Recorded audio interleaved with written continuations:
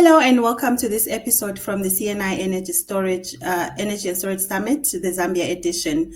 My name is Babalwa Bungane and I'm the program manager for the summit. Today we profile one of our valued advisory board members, Ian Griffiths, who is the country director at Enersado Energy Limited, Zambia. Ian, thank you so much for your time. Could you please introduce yourself and tell us why you've agreed to be a part of this summit? Hey, good day, everybody. It's Ian Griffiths from Enersado. We're based just outside of Lusaka. We've been working on projects here for about the past 4 years, and finally we're getting towards the first commencement of a solar farm. And I'd be delighted to share our experiences with any people attending the conference, because I think we've got some valuable insights and maybe some handy tips and shortcuts for people. So I hope we can be of assistance. Thank you for that short, just brief introduction about you and your company, Ian. Just to get into it, what would you say is the biggest challenge facing the energy sector in Zambia right now, and what quick gains should we be focusing on? For me, I would say is the access to cheaper finance. Everybody is scared of the risk of maybe ZESCO or other small industries and things like that.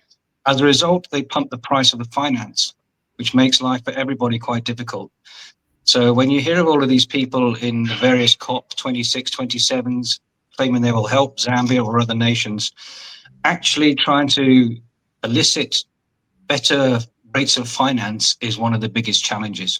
We should be paying 2 to 5% interest, not 10 to 20%, because it has a fundamental impact on what we can achieve. So that's what I'd really like to see for the rest of the world, to kind of deliver on their promises. And the help we really need in this country is to be able to afford this advancement into renewable technology. And just to add on to that, or just expand onto that then, what legislative or policy change has the potential to have the biggest impact on the sector, would you say? I think the current Zambian government is very forward thinking in that they've agreed on an open access policy, which means we can sell this or move this energy to pretty much anywhere. They don't hinder that. In fact, they assist in that. So the open access treaty means there are times when there's surplus, and rather than it going to waste, we can now quite easily move that to either another country or another provider and things like that. So I think the open access is a very, very important step forward, and a good step forward for Zambian IPPs like ourselves. It's encouraging that the government and the sector is actually adopting that forward thinking when it comes to advancing the sector. So what would you say makes you proud to work in power and energy? I think because I spend at least 50, maybe more % of my time in the bush. I go to these villages, the people that don't have, some have very little. When you can see the impact you can make on a small community, which I see people doing homework by candlelight or by solar powered or the light on the back of their phone. Wouldn't it be great?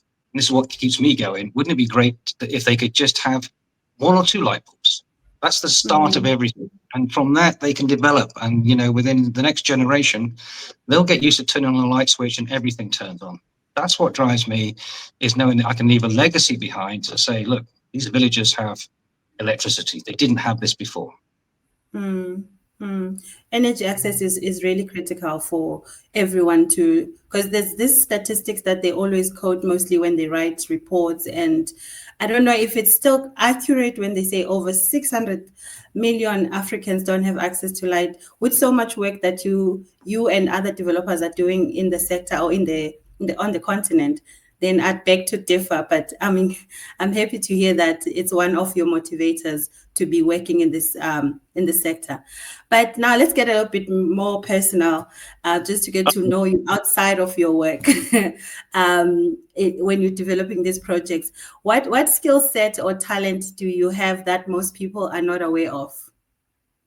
Well, I have a small secret, though. I was actually a helicopter pilot for about 30 years, which is how I got to know Africa, which is how I got to know how to read a map and a GPS and live out in the bush for sometimes days and weeks on end. So that actual little secret of mine enables me to go to places where others they don't want to go. They don't want to drive for 3 days. And that's what keeps me, in my view, a little bit ahead of the game sometimes, because I will go to these places because of that little background, which is nothing to do with the energy sector. And also, again, it was great fun being a pilot for all those years. It's better than working for. I envy you. Just as we're about to close, do you know how to change a plug on an appliance? I can change a plug in about 5 different languages. Okay.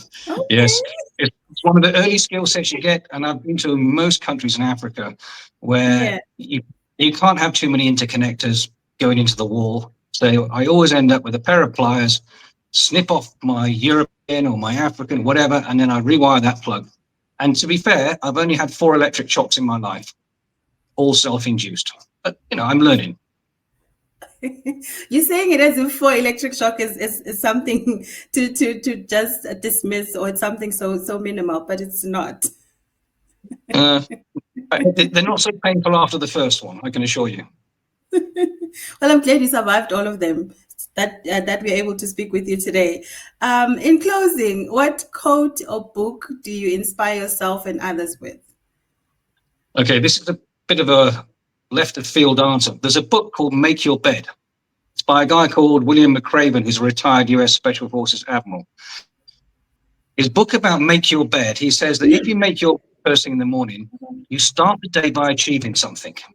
Now, the book itself is a fantastic read. It's a New York bestseller.